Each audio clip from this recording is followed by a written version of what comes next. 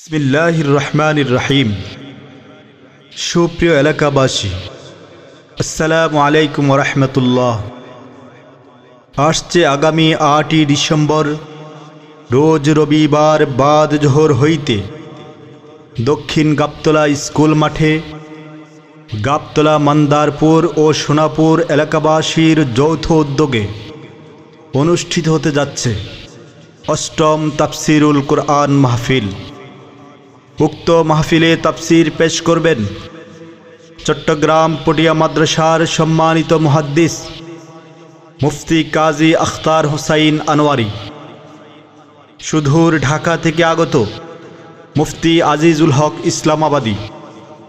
প্রধান আকর্ষণ হিসেবে উপস্থিত থাকবেন মুফতি সাঈদ আহমদ কলরব ঢাকা, মুফতি সাঈদ আহমদ কলরব ঢাকা। আরও উপস্থিত থাকবেন মাওলানা আব্দুর রহমান জামি ফেনী। উক্ত তাফসির মাহফিলে আপনারা সবাই আমন্ত্রিত।